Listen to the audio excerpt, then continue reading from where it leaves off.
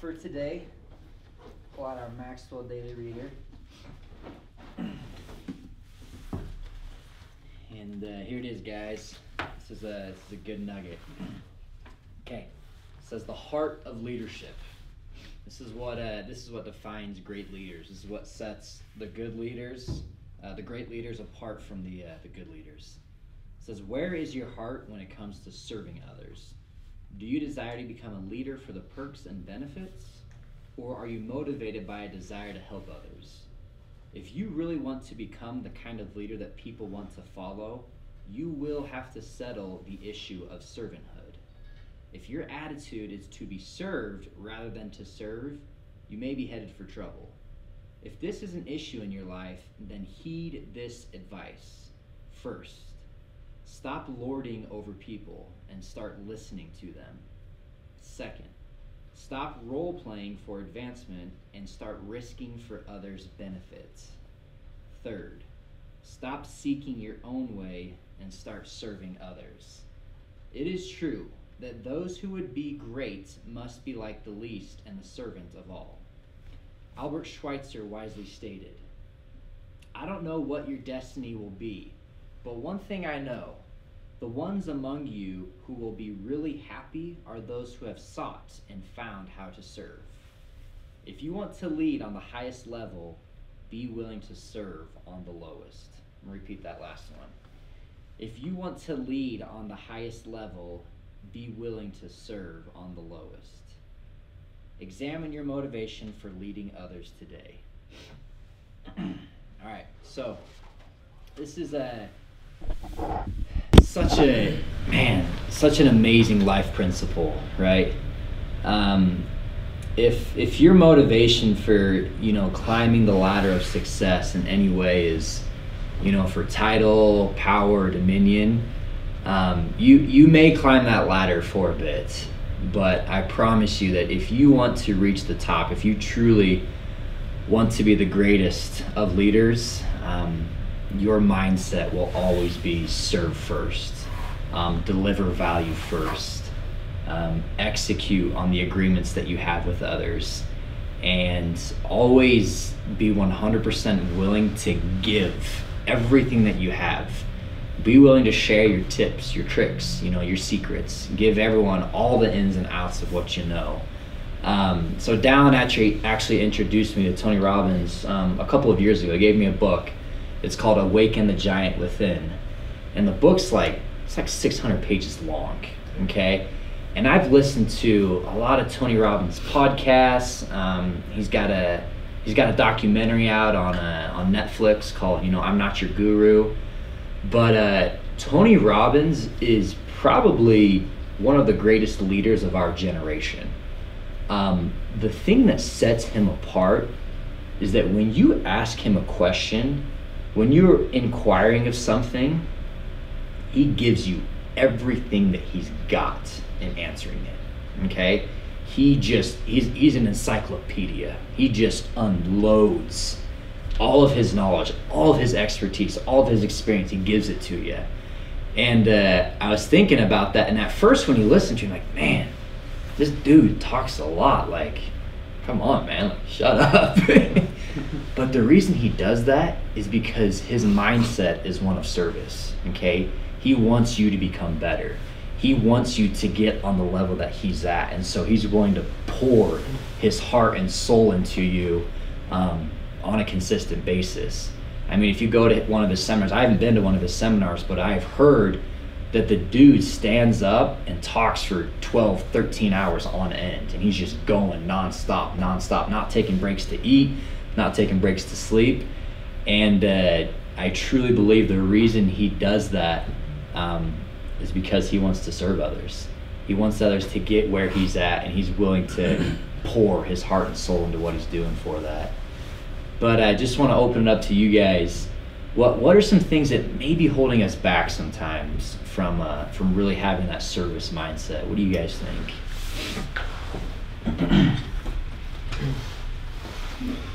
I think a lot of it is not having enough time. You're like, oh, I have something to do, I can't help them right now. Yeah. When I get it done, I'll go help them. Yeah. And then when you finish, you don't go help them. Yeah, that's one problem I've seen. Yeah. In my life, at least. Yeah, I've thought about that a lot. Like, how can you spread your influence across a wide range of people and still find enough time to do the things that you need to do? And I think a lot of it comes back to the 5-second rule, honestly. Someone asks you a question, someone's calling you, someone's texting you, you're in the middle of something, you're like, oh shoot, man, I can't take this right now. But if you literally just take 5 seconds, hey man, I can't take the call right now, but what's up? How can I help you? Just shoot a text. You can deliver value to that person still. Sometimes people are asking for 30 minutes. Just say, hey, I don't have 30 minutes, but I have 5. What can we do? How can I deliver value to you? And so maybe take that mindset when you feel like you're short on time. Just like, all right, 5, 4, 3, 2, 1, boom. How can I help you out, man? Let's see what we can do these next 5 minutes to deliver value to you. What else you guys think?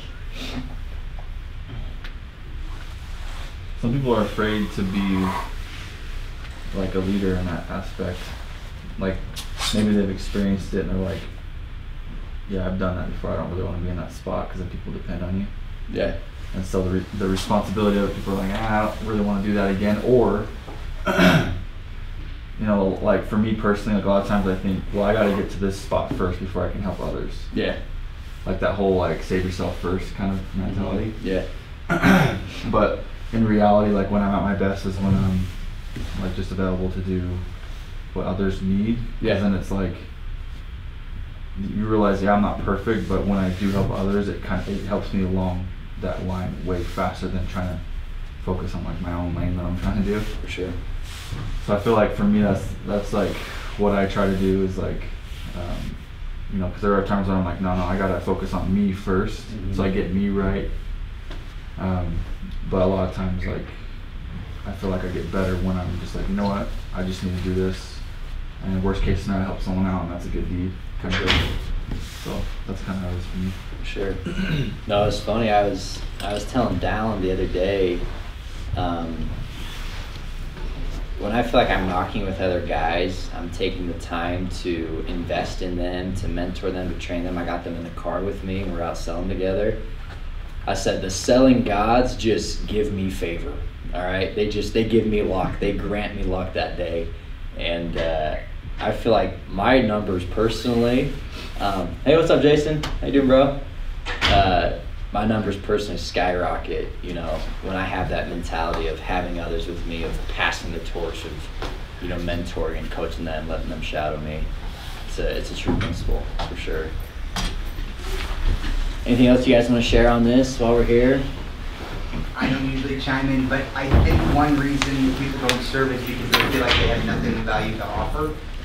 I don't know if we've already said that, but showing up to someone's door, if you truly believe you have something to give them of value, then your confidence is up, your message is on point, and your body language will reflect what's going on inside you. I mean, it was like when I was doing pest control, if I showed up and I knew they had ants, my confidence was through the roof because I knew that I could directly affect the family in a really positive light. I didn't have to sell anybody anything that they didn't need.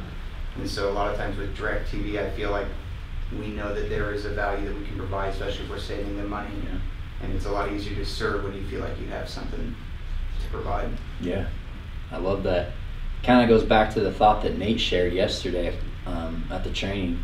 They asked, who do you work for? Hey, I work for you, man. I'm here to serve you. I'm here to put you in a better spot. Good one. It's a good one. Yeah.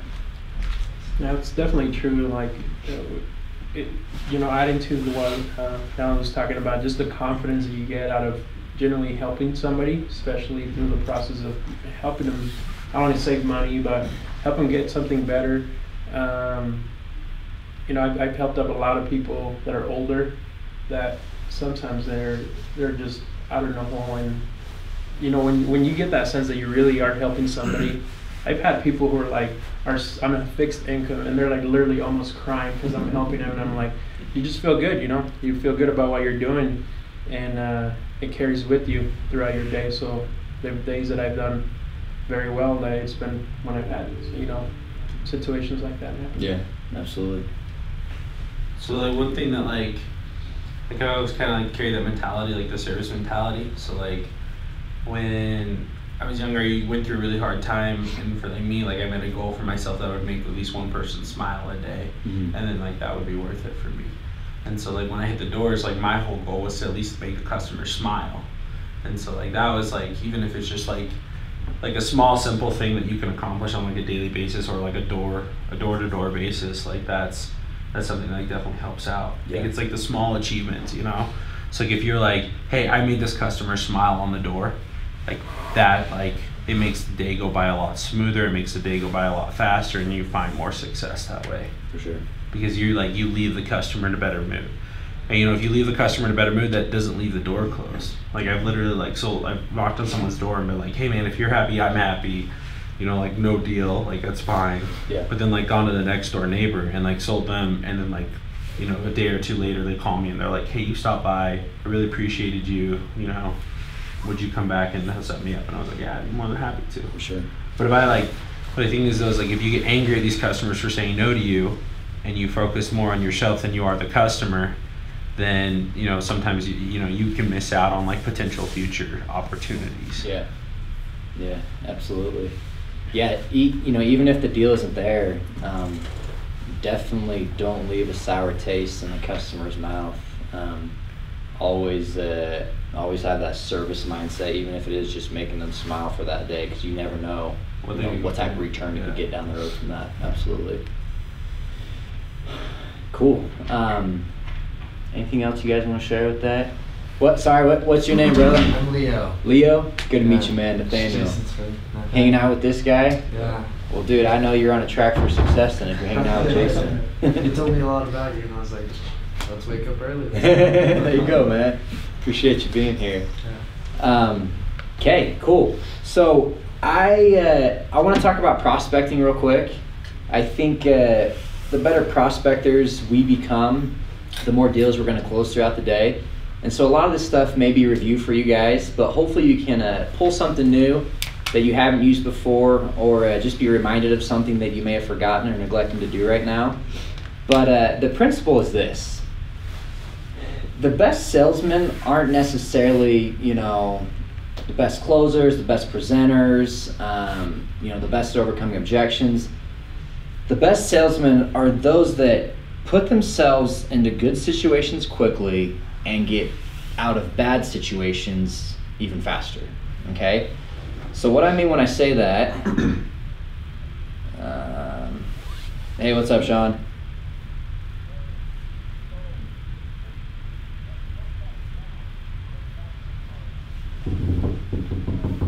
Yeah, it's before you like really get into town.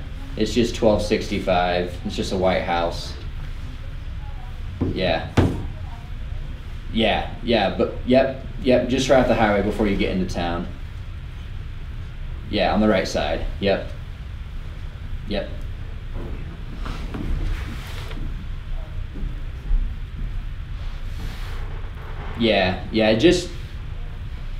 Just follow the address that's in Sales Rabbit. That should get you right there. Try Apple or Google Maps.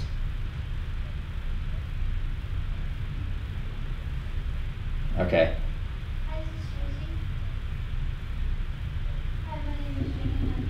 Yeah, it is. Yeah, it's just right off the highway. Okay. See ya. All right.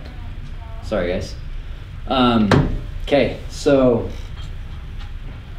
yeah, the best salesmen, they find 5 to 7 prospects, qualified prospects, in a 7-hour time frame, and they're able to get in front of those people and close them. Okay.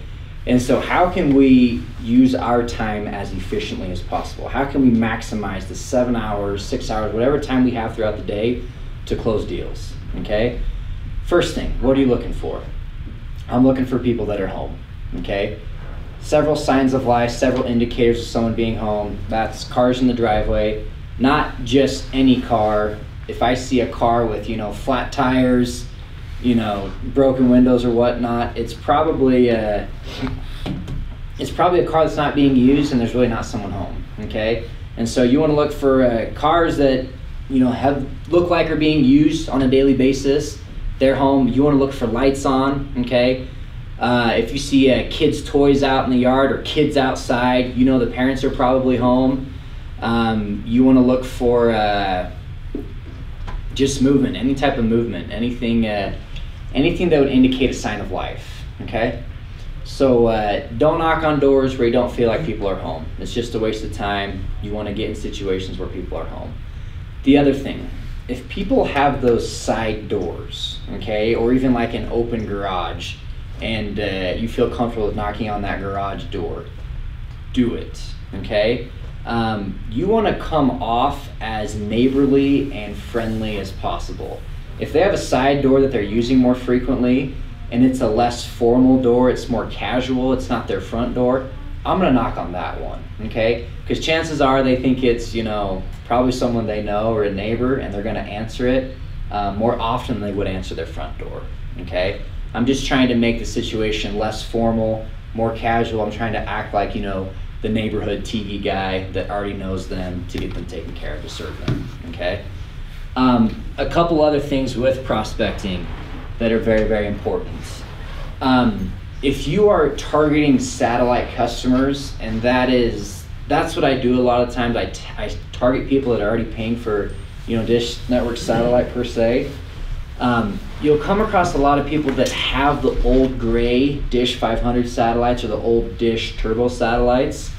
A lot of times those satellites aren't active. They aren't being used, okay?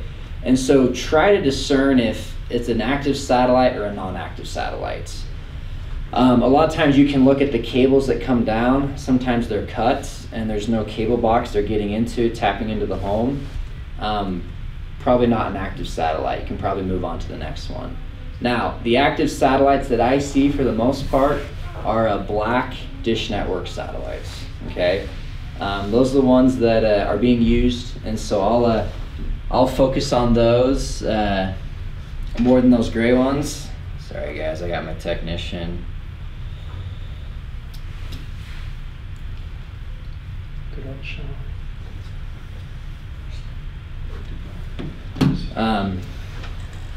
Yeah, you want to focus on those.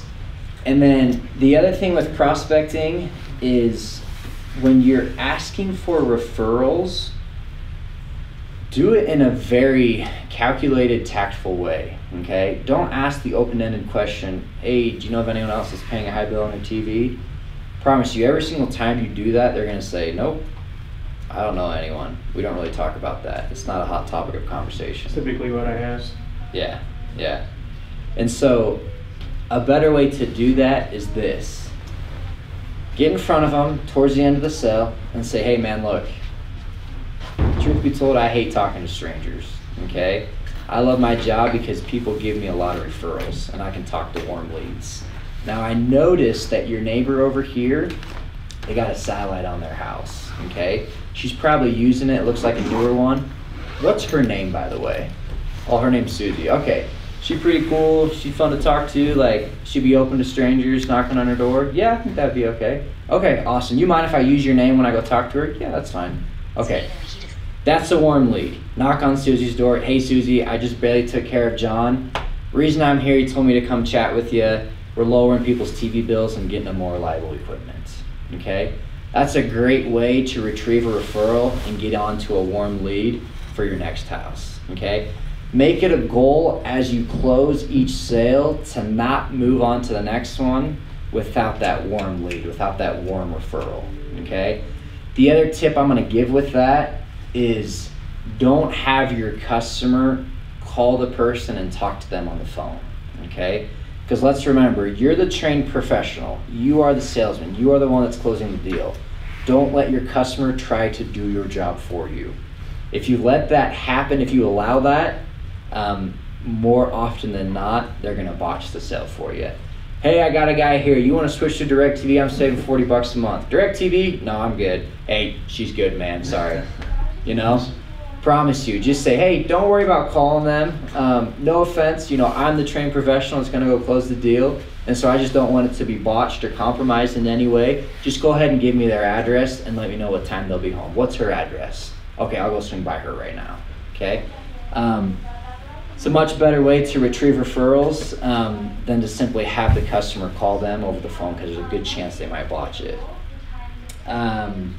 Okay, any other tips, tricks that you guys have with prospecting that you feel would be relevant to share right now?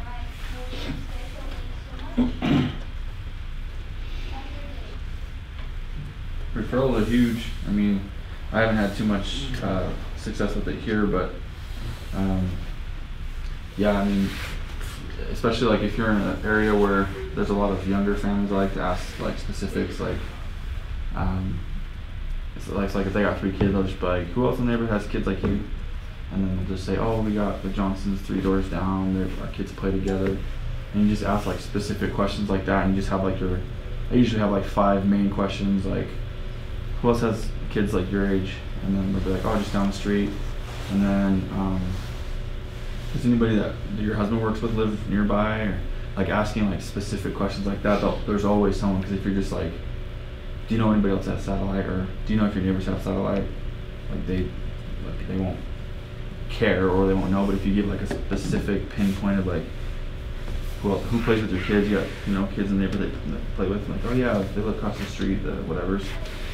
And then just ask for their name, and they could have Comcast or Dish or whoever, and you're just saving them money. So I haven't done that here, but I've done it elsewhere, and it's been like 50% of my sales usually come from it. So yeah. Just everything. I love that. Yeah, the best leverage you have is your existing customer base. And so leverage those existing customers to generate new clientele. It's a great point. And the more you name dropped, Yeah. the better you build that trust with other people, and especially on smaller towns. Oh yeah. Everybody knows It's money. It's money, because people are going to open up to you a lot easier than. Those are better than any lead you could ever get. Like, those are the best. Yeah, it's funny. Sometimes we forget the leverage and the influence that neighbors have on others. I was in a cell about a month ago, and the guy was having a real hard time with switching to DirecTV from Dish. And he had an open window in his front room, and there was a brand new DirecTV satellite across the street of a neighbor that I had sold like a week before that, and I'd kind of forgotten about it. And I was like, you know the guys across the street? And I pointed at the side, like, we got them squared away last week. See, that's the brand new satellite. He looked over and he was like, huh. Well, I guess if they're doing it, then I can do it as well. And that was all I needed to say. If you were, if they're doing it, I guess. Yeah, exactly. You hear that.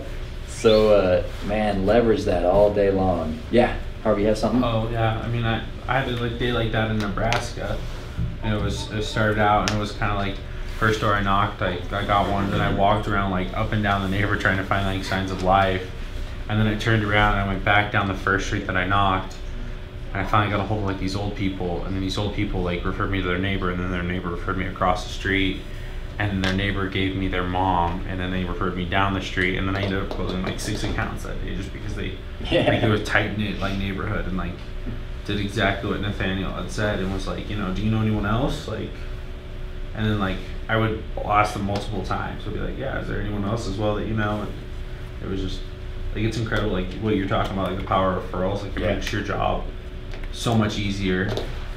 This is actually back from like Vivint. I remember I rode out with Brian Vogelsberg, who was like a 300 account rep at Vivint, and one day he pulled out this notebook in front of me, and I literally was just sitting there and I was like looking at it, and he's like, you want to know what this is? And I was like, I really do, I'm really interested. And he's like, okay, so it's my referral list. Every time I sell somebody, I slide it in front of them as I'm on the phone call. I say, write down 5 names, their names, address, and phone number, and what time most of the time they're home. Yeah. And then they're like, okay, and then they did that, and he had like just like literally like the school notebook full of like referrals that he just like went and contacted throughout the summer. It's awesome. That was pretty crazy. A running list I like to keep that I'll use on doorsteps if I'm in an area for a long time.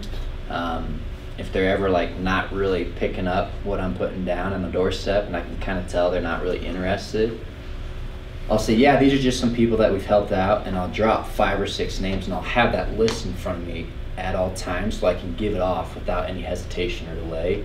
And usually when I do that, they'll be a bit more open and receptive to what I'm saying. So yeah, definitely leverage the network you have in that area. It's gonna go a long ways.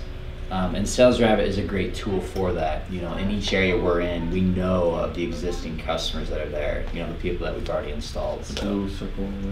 yeah, so leverage that. It's big time. Okay, cool. Anything else you guys want to share with that before we move on? Yeah, Leo. Just a random question. This is sort of a rookie question. What emotion are you trying to feel yourself throughout the whole process? Because I know you're basically translating that emotion through the sale to get them to be on board. Like what emotion are you feeling when you're I guess in the flow of things and really like I guess nailing the sale? Yeah. I would say it's a calm excitement, if that makes sense. I have really positive energy and enthusiastic and excited, but it's not overbearing. It's not to the point where it comes off superficial or fake. And so it's calm, it's collected, but it is upbeat, and they can sense, you know, some excitement there. Okay. More than anything, sales is a transfer of energy, right? Selling is an art form of movement, okay?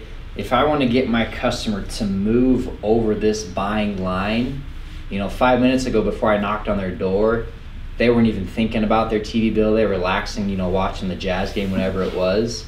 I've got to get them up. I've got to get them moving. I've got to get them thinking. I've got to inject some energy into them, okay? And so the emotions I feel is I feel excitement. I feel energy. I feel positivity. And I articulate very clearly exactly how it's going to benefit them. And so I use a good mix of logic of why this is a logical decision for them, but I'm also including emotion. You know, I'm talking about how when their friends come over to watch the game, they're gonna have a lot better HD picture. When they're trying to watch their shows at night and they got their kids recording stuff, they're not gonna have any interruptions anymore. It's gonna be a lot better entertainment experience for them. Because people buy off of emotion and they justify it logically, okay? So there's a good mix of emotion, trying to paint that picture for them, getting excited for it, drawing on those endorphins and feelings, but there's also, hey, by the way, this is gonna be $40 less than what you're paying right now.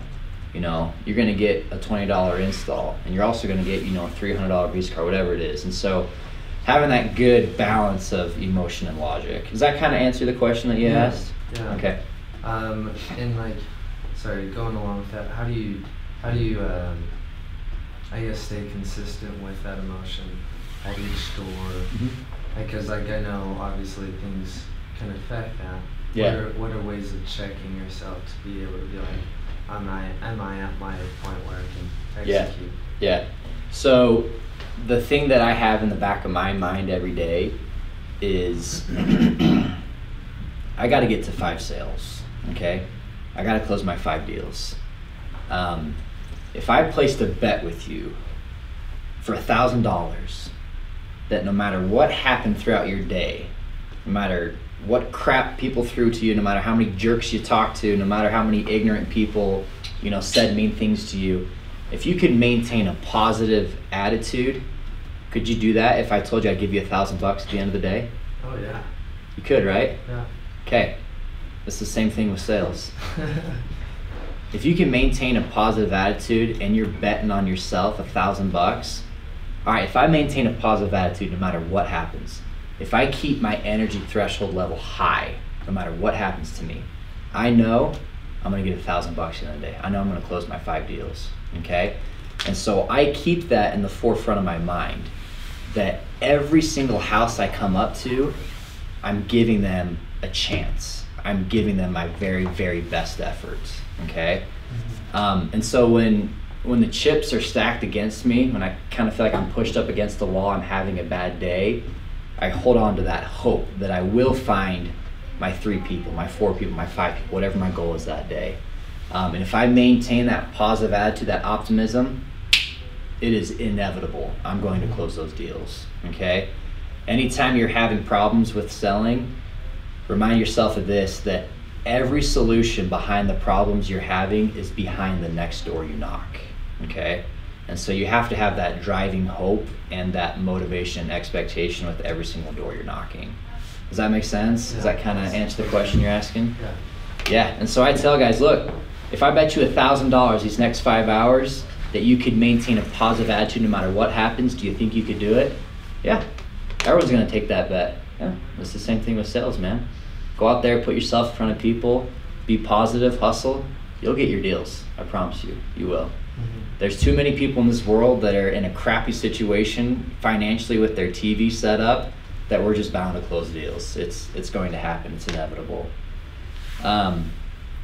Cool, yeah, that's a great question, man. Appreciate that. Cool, so I wanna wrap up with role play. What I want it to be is just a simple objection. Customer says, you know, we had DirecTV 5 years ago. We didn't really have a good experience. How are you going to handle that? Or the customer says, you know, we've thought about shutting TV off altogether. I'm not in a contract right now. I'd rather not get into a contract for these next 2 years. What are some other objections? Yeah, I would do it. I just don't want to deal with the hassle of change. It's not worth it to me to save $30 a month. I'd rather just pay the higher bill than have to deal with the hassle. You guys choose an objection. Maybe it's an objection that you came across recently that you couldn't resolve. I want everyone to team up and go through the